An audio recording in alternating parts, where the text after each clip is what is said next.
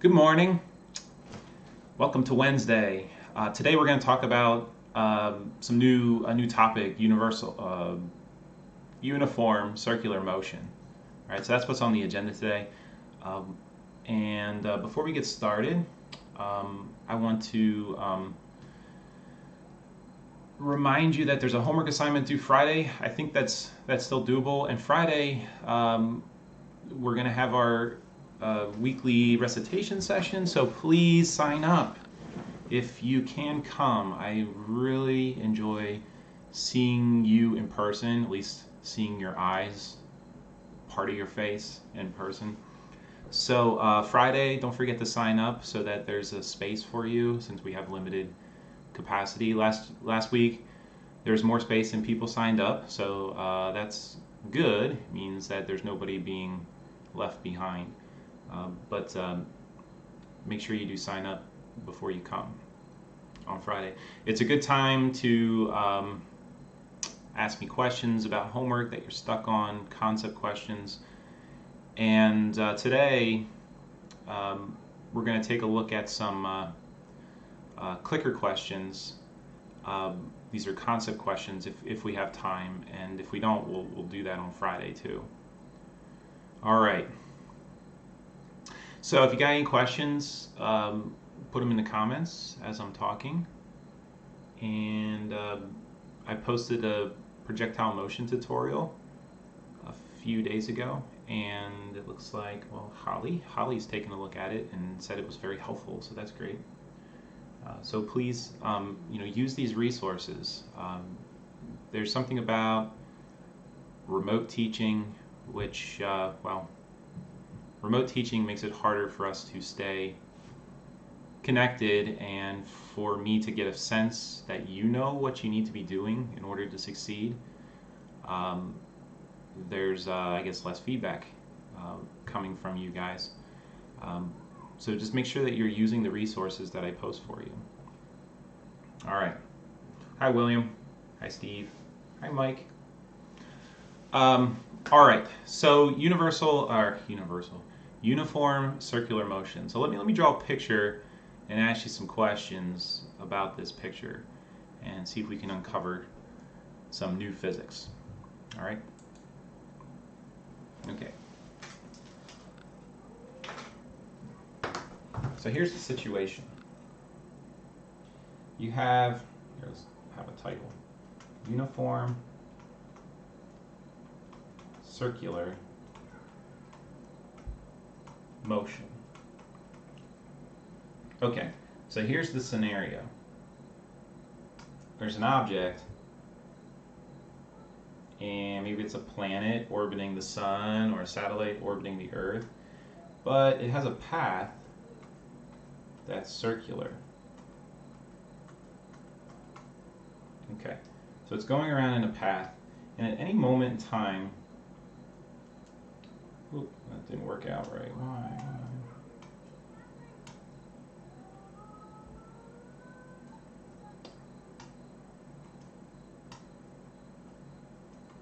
This thing has a velocity.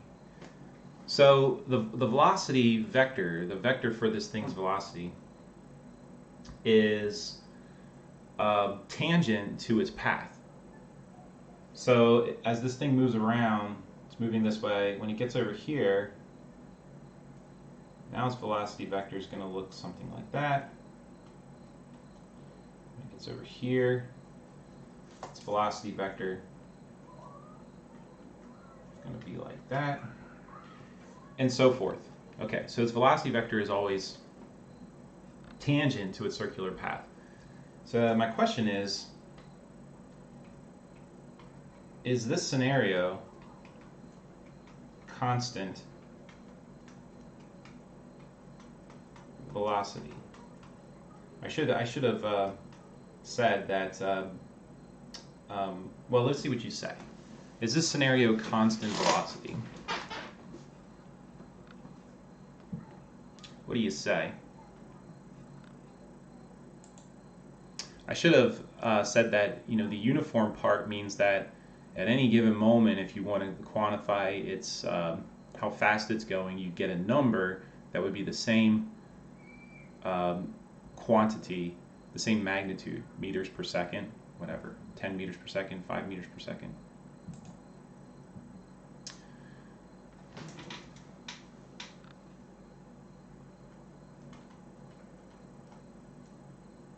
So you can assume the uniform part of this includes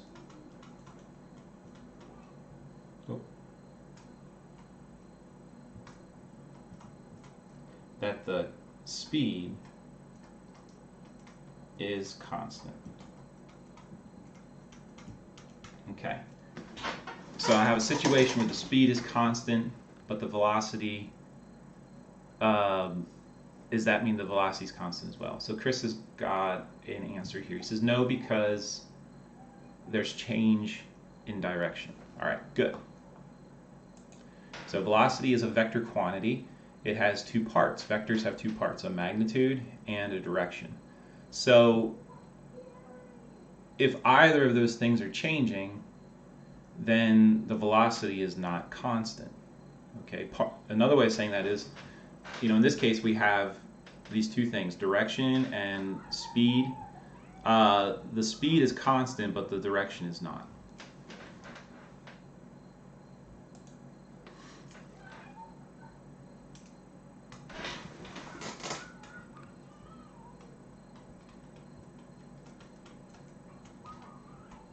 So velocity is not constant because direction is changing.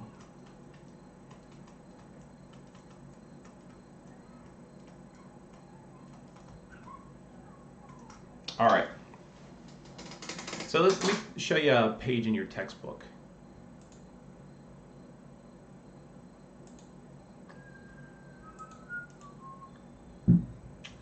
Just gotta change the source here.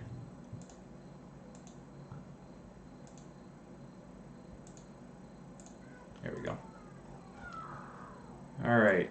I hear my kids screaming upstairs. Gosh, I can't wait until they go back to school. Okay, so the chapter, chapter 4, section 4 is called Uniform Circular Motion, and there's let me zoom out here so you can see more of this. So it starts with we'll call this a geometric proof of this quantity, which is called centripetal acceleration. Okay, so I'm getting ahead of myself. If the velocity is changing, then that means that there's an acceleration. There's an acceleration. That's the definition of acceleration. Acceleration is a change in velocity. And we know that the acceleration isn't causing the speed to change. The acceleration is causing the direction to change. And then it remains to uncover the nature of this acceleration. It has a magnitude. It's a vector quantity too, so it has a magnitude and a direction. And so in the textbook, we're not going to go through this again, but it's worth taking a look at. Spend 5 minutes looking at this.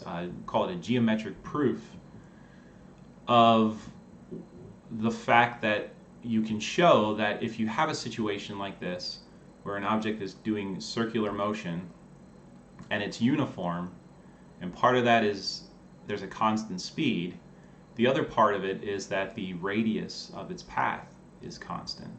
So uniform has two parts, constant radius, constant speed. And so this geometric proof is showing that if you have this condition, the acceleration that's causing the change of direction is center pointing. Center pointing means centripetal. Center pointing is the word centripetal means center pointing.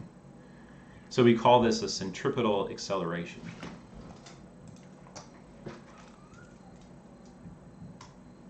So the things that are uniform about this are V is constant, speed, and R is constant. And if those two conditions are met, what you can show is that there's a center pointing acceleration at any moment of time. And this is called centripetal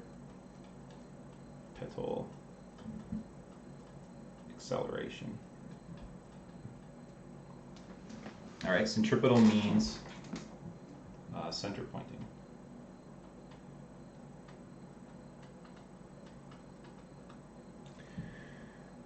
And the way that this is proven in the textbook is, in this geometric proof, it sets up the situation, well, you could quantify the change in velocity as you move from one place to another, and that's related to a change in angular position, angular displacement, and then there's a linear distance, delta r, which is related to the arc length, and you can argue that in the limit where these delta v's and delta t's get really, really small, the centripetal acceleration is center pointing, and the magnitude is v squared over r.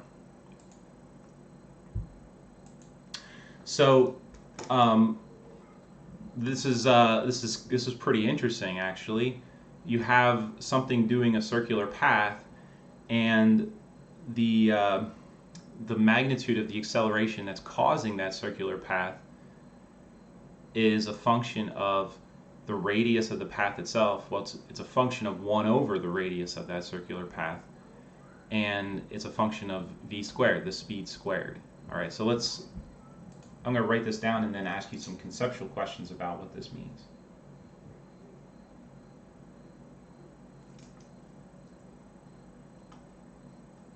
So the magnitude of this thing is v squared over r.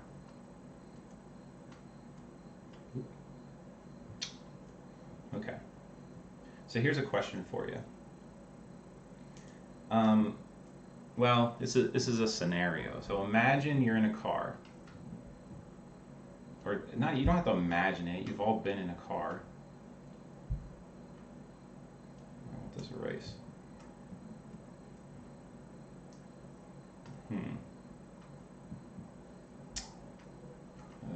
Just cross it out. You're in a car.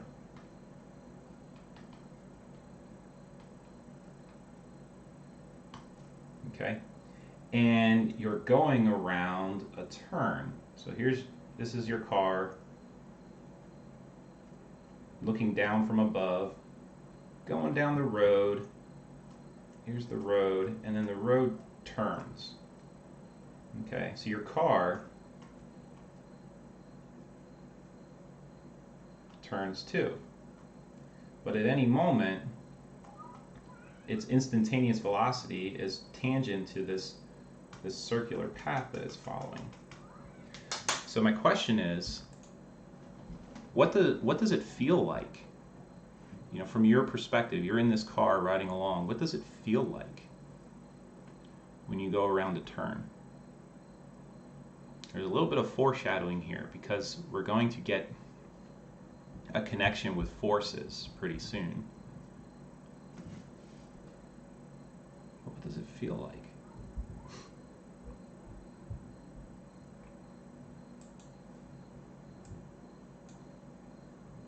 What does this feel like?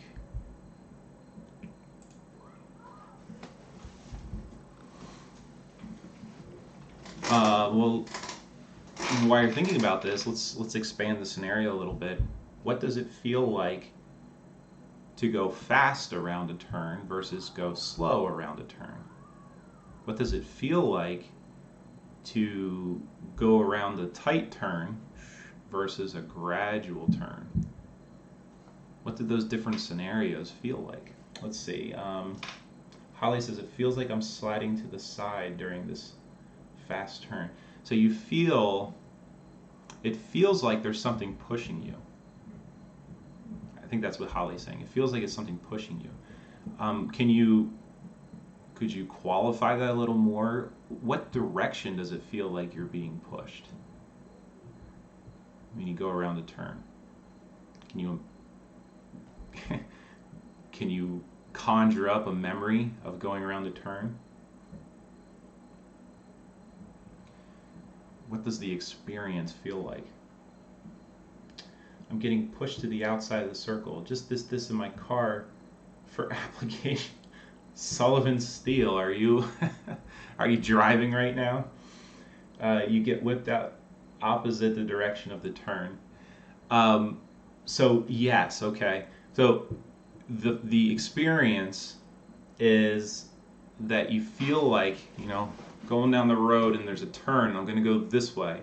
The experience is it feels like there's something pushing me the other way. And but I'm gonna let you in on a little secret here. All right, and this is, maybe this will blow your mind a little bit. When you're going down the road and you make a turn, turn's going this way, and you feel like you're being pushed out away from the direction you're turning, that's not really happening. There is nothing pushing you away from the direction you're turning. It's not happening. It's not real. It feels real. It feels like you're being pushed in this direction. All right? That's not real. All right, but here's the next part. You're actually being pushed in the other direction. Your body is being pushed in the direction you're turning. Is that just kind of put holes in your experience of reality a little bit? So let me say that one more time. When you go around the turn, you're in a car and you go around the turn, it feels like you're being pushed away from the direction you're turning, but that's not real. What's actually happening is there's something pushing you in the other direction. All right, so we'll fill in more pieces of this to give you more understanding in the next couple weeks. But for now, let me add to this foreshadowing a little bit. Holly, explain this now. Let me add to the foreshadowing a little bit. So you're doing circular motion when you go around a turn, and for that time when you're going around the turn, it's probably well approximated as uniform circular motion. There's the radius, the curve has a radius, and you're moving with constant speed, and the fact that you're accelerating toward the center of the circle means that there's a force pushing you in that direction. All right, so here's the foreshadowing. Forces in physics are pushes and pulls, and they cause accelerations. Okay, so forces are the cause of accelerations, and forces are directly proportional. This little fish symbol means directly proportional to the acceleration. There's a proportionality constant, which we call mass. Okay, we'll add that later. But for now, I just want you to think about this conceptually. Forces cause accelerations, and the forces the accelerations that you experience are directly proportional to the forces acting on you. And these are vector quantities. Shouldn't be surprising. Forces are pushes or pulls, and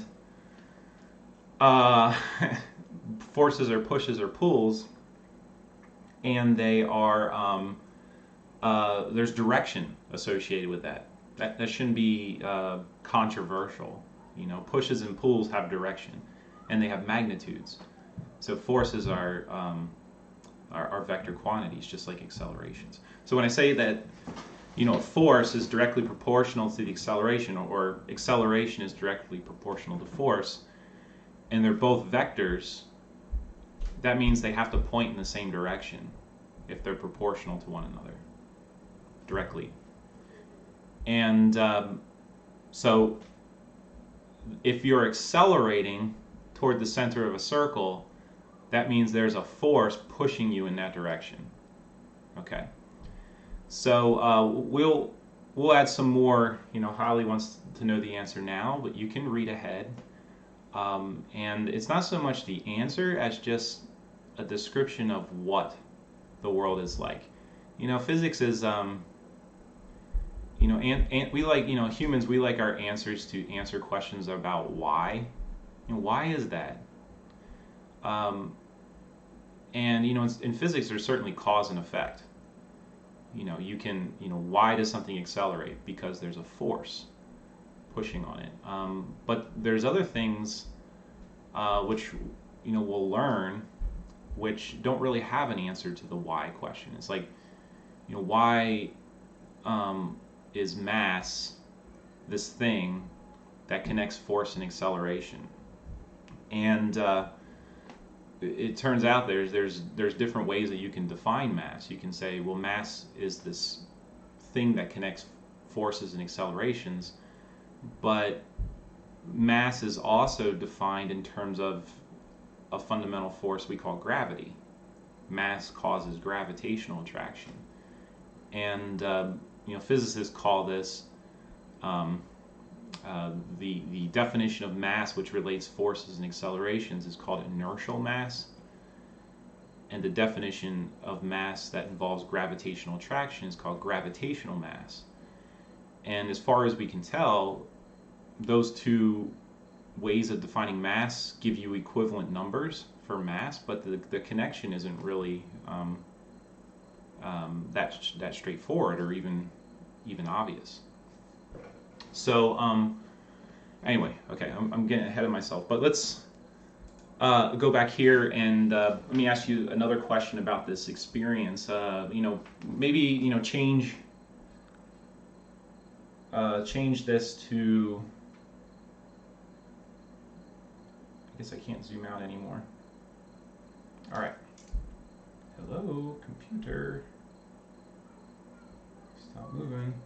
So, you have like these amusement rides, that are like these cylinders, and they spin around really fast. They spin around in a circle. And then, I remember when I was a kid, growing up, there was a ride like this in Rehoboth Beach called the Galvatron. I think that's what it's called. Sounds like a transformer. Galvatron, something like that. And once it got spinning pretty fast, you were like, your back was on this little thing that was padded, but once you got going really fast, it slid up the wall, so your feet were off the ground. But most of you, I don't know, if I did that today, I'd probably get sick and throw up. But that's because I'm old now and there's problems with my vestibular system. But most of you have experienced something like this kind of carnival ride, and so this is an example of uniform circular motion once you get up to speed. But there's a process of accelerating in speed. So this is a case where at any moment your acceleration has this centripetal component, the center pointing component, but there's also a component that's tangent to your path, and that's adding to your speed. All right, so the acceleration is a little bit different, but the experience that you have is that the faster you go, the more it feels like you're being pushed out against the wall. And so you can, what's really happening isn't that you're pushing out what's really happening is there's nothing pushing you out against the wall, even though it feels like that. What's really happening is the wall is pushing on you harder. But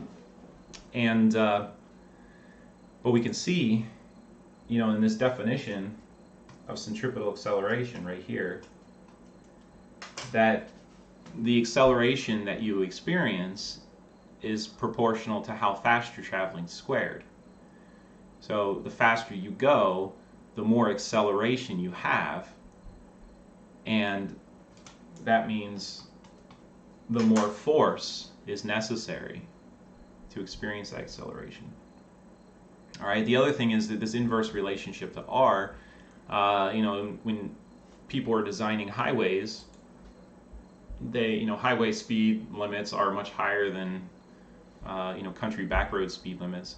So country backroads can have very windy roads and turns because you're going slow, but on a highway, the road is the turns are much more gradual, and that's because if you make r bigger for a given speed, if you make r bigger, you make a smaller, the rate of acceleration smaller. So it's easier to negotiate that turn.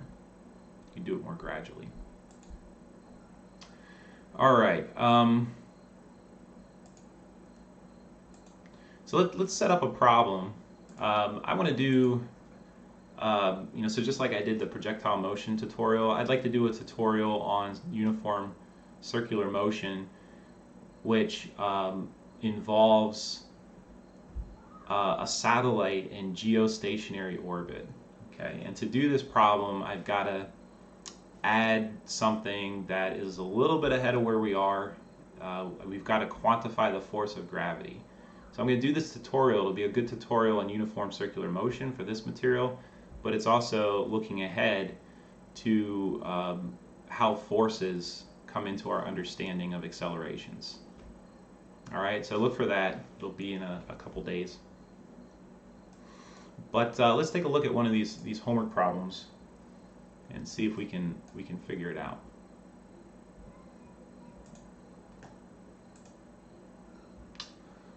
I'll save that for you.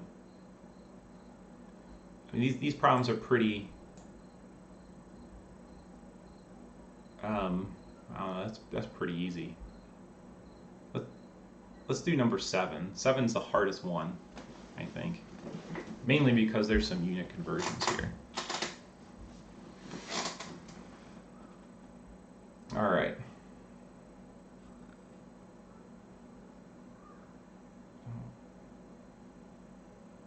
I can't get to a new.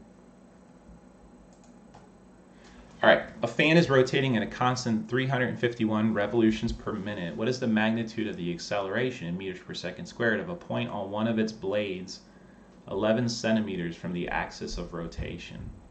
All right, so there's some new jargon here.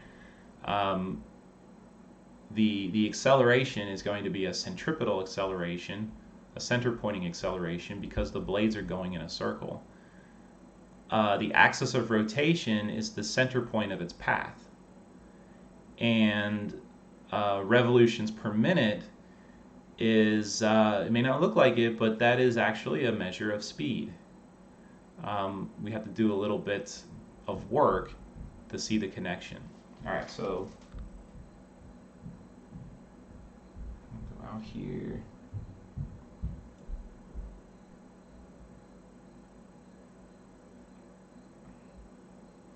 Okay.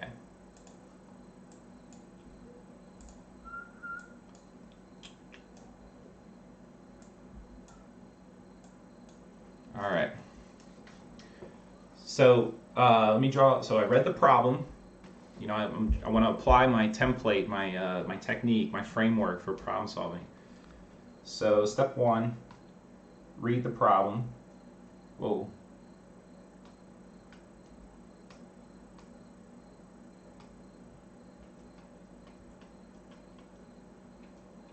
Okay, step 2, draw a picture.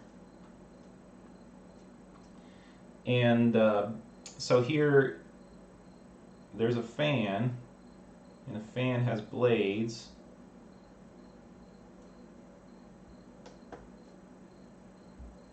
Oops. Wow, that's horrible. I'm trying to be too fancy. You have a fan that has blades. There we go.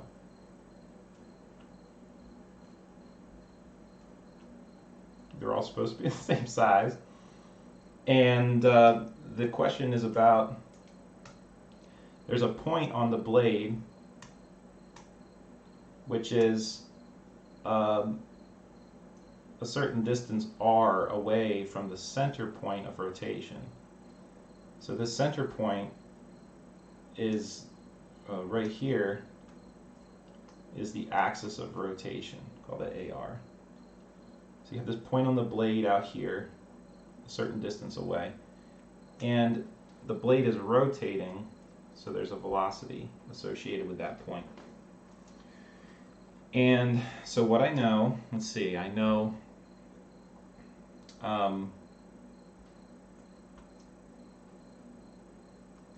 next step is write down my knowns and unknowns. Okay, so the things I know are, I'll write V equals 351 revolutions per minute. Okay, so it may not be clear that that is in fact of speed, but it is. And R is 11 centimeters. I'll write it out as 0.11 meters. Okay, that's what we know. And what we're after is A, the centripetal acceleration, the center pointing acceleration, and the derivation in the textbook tells us the magnitude of that acceleration. It's center pointing, so we know the direction. The magnitude is speed squared over r. So if I took 351 and squared it and divided by 0.11, I would not get the right answer. Okay, so let's see if you guys can figure this out. So speed, the standard units, the SI units for speed are meters per second. How can you go from revolutions per minute to meters per second? Well, let's not talk about the minutes to seconds, because you guys know there's 60 seconds in a minute, okay? So that's not hard. But my question here is, how do you go from revolutions to meters? What's the connection?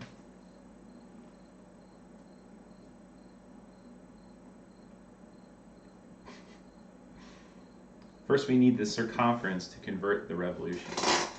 Good. So Holly's on to something here. If you think about this, one revolution has a distance associated with it, and speed is a distance divided by a time. And so if you know how long the distance is to go around the circle one time, and you know how long it takes, then you can figure out a speed in standard units of meters per second. All right, so that's the key. You got to connect circumference with revolutions. Okay.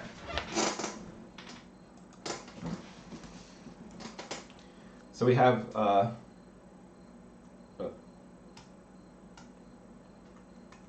so step 4 is connect the knowns with the unknowns. So we did that over here. Step 5, solve. Step 6, check. Okay, if we can. Okay, so let's think about a circle. So we have this point on a circle, on a fan that's going around in a circle. So there's a radius associated with that, and the speed of that point on this fan blade can be found if you know the distance it travels in a given unit of time. Okay, and the distance it travels is related to the circumference of the circular path, 2 pi r. And the time it takes to go around once is called period, which is often abbreviated T. So the period of its rotation is how long it takes to go around once. How far does it travel? 2 pi r. And if you take the ratio of those two things, you get speed. Okay.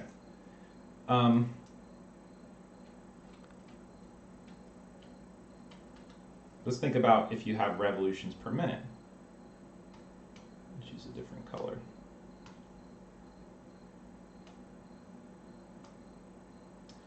So if I have 351 revolutions in 1 minute, and I want to convert to meters per second, what I can do is I can say, well, I can first multiply by 1 minute is 60 seconds. And I'll get rid of the minutes and introduce seconds. So now I would have revolutions per second. But now I leverage this connection with the circumference. 2 pi r, which is the circumference,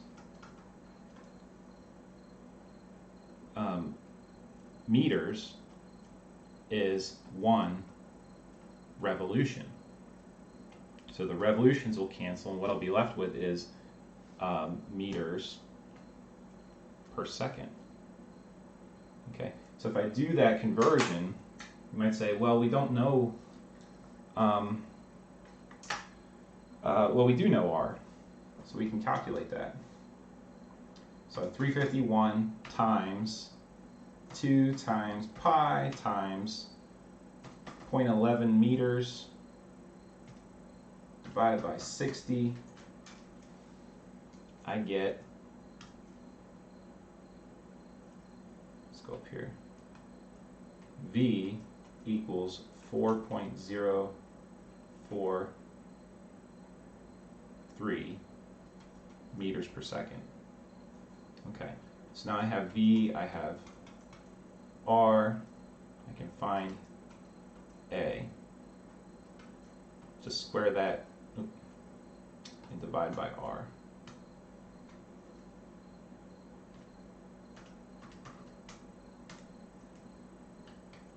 $148.6 meters per second squared. All right, let me put that in here and check to see if we're good.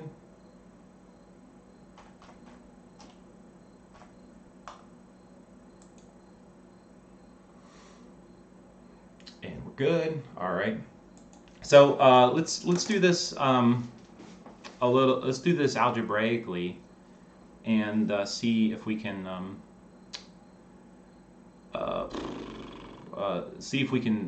get us a formula for finding the answer without doing too much work ahead of time. So this approach is useful a lot of times. What I'm saying is, if we go down here, if we have V in revolutions per minute, and this is telling us if we multiply by 2 pi r over 60, that's going to lead to V in units of meters per second.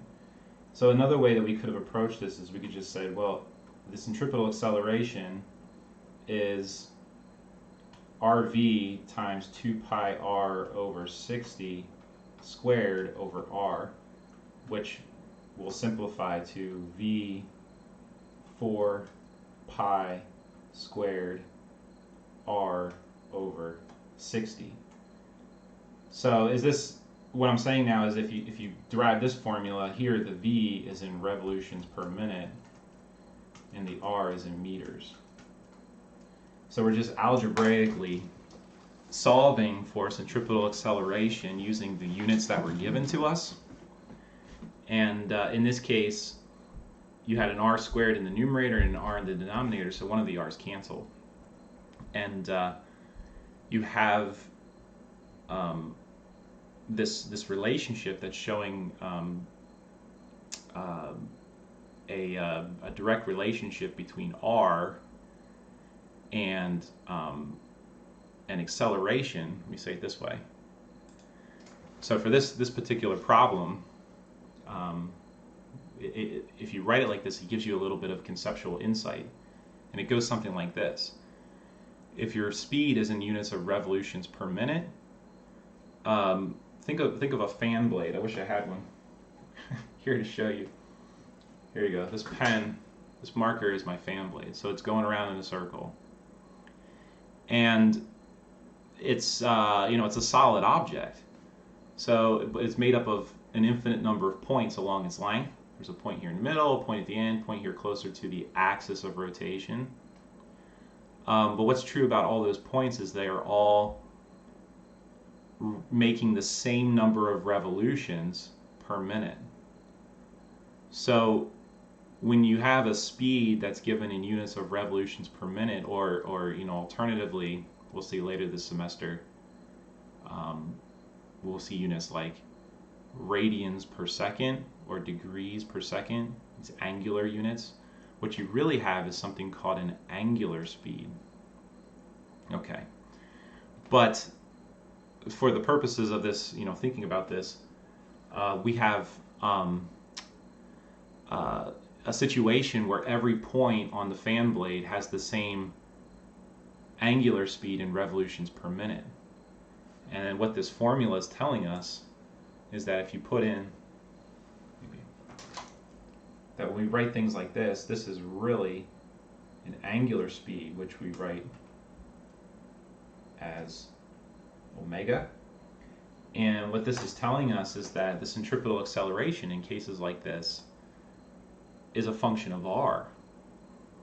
So objects that are further out have a greater centripetal acceleration than objects that are close in. So if you connect with the forces that are causing these accelerations, I know that it would feel like the point on the fan blade is being pushed out, but what I told you earlier is it's actually being pushed in. It's moving in a circle. So let me give you an experience you've had that connects with this physics. All right, so here it is. You're at Morgan Grove Park, and there's a merry-go-round there. One of these things. It's like a disc. It's got a railing, and it's on like a little pivot thing, and it spins around really, really fast. And kids like to sit on that, and adults throw up when they get on them. All right, you know what I'm talking about?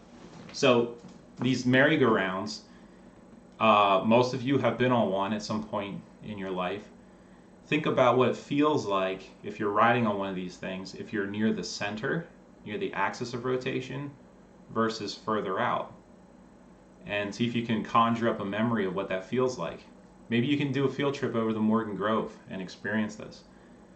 And the experience you'll have is it's much harder to hold on and stay on and not get thrown off if you're near the outside, near the outer edge. And it's much easier. In fact, if you're right in the middle, you can just kind of sit there. You just kind of spin around in a circle, but it doesn't feel like you're being thrown out. And that connects with this physics. You're right here.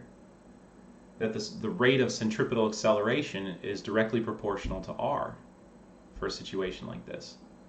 So if your r is bigger, you're farther away from the axis of rotation, you experience a greater centripetal acceleration.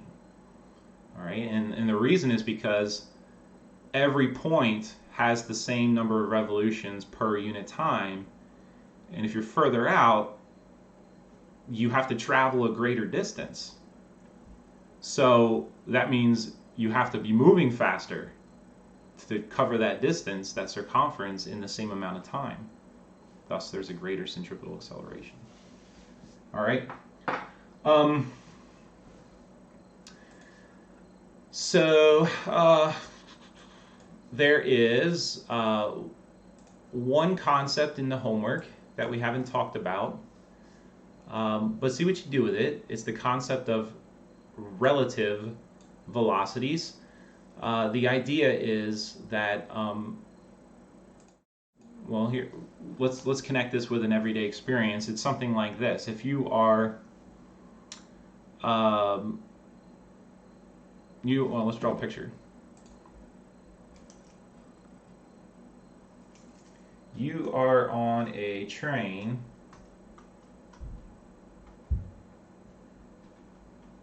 It's an old-fashioned steam engine, of course. All right. You are on the train, sitting down, enjoying some cappuccino, and somebody walks past you on the train. So this person is moving in this direction. And your friend is outside the train looking at what's happening. So the concept of relative velocity is this. To say that something is relative, in physics there's this idea of relativity, and everyone's heard of Einstein's theory of relativity, which is beyond the scope of this course. But there's also a concept of Newtonian relativity, and Newtonian relativity says that certain quantities in physics are relative to the observer, and other quantities are the same regardless of who's doing the observing. And the velocity is one of these concepts, one of these physical quantities that's relative to the observer in classical physics, in Newtonian physics. And so this scenario of the guy on the train is of an illustration of this point, and it goes something like this. If you are on the train, you're this guy watching this guy walk past you. Maybe from your perspective he's moving at 2 meters per second, okay? But if you're outside the train watching this guy move by, it looks like from your perspective that he's moving 22 meters per second. And the reason is because he's moving with the train, and this observer is moving with the train as well. And so that's the essence of relative velocity. If you're a stationary observer not moving with the train, it looks like the green guy is moving faster. If you're on the train, it looks like the green guy is moving slower, because you're measuring that relative to your frame of reference. All right, Tyler, you say, does it decrease in intensity at a constant rate as you approach the center? So yeah, that's a question about the centripetal acceleration. And the formula that we just showed you is that the centripetal acceleration, if your speed is in an angular speed, revolutions per minute, the centripetal acceleration decreases linearly as you get closer to the center of the merry-go-round. So it's proportional to r. It's directly proportional to r. So if you plotted it, it would be a straight line. Okay. So that's it for today. Oh, let me just say one more thing about relative velocities. The trick to dealing with relative velocities is doing vector addition. So if you have, the way you would say that is like the velocity of the train observer, the velocity of the person walking on the train relative to the observer on the train, as compared to the velocity of that person walking relative to the person who's outside stationary. The difference is the velocity of the train itself. So for the outside observer, the velocity of that person walking on the train is equal to its velocity relative to the train plus the velocity of the train relative to the stationary Earth.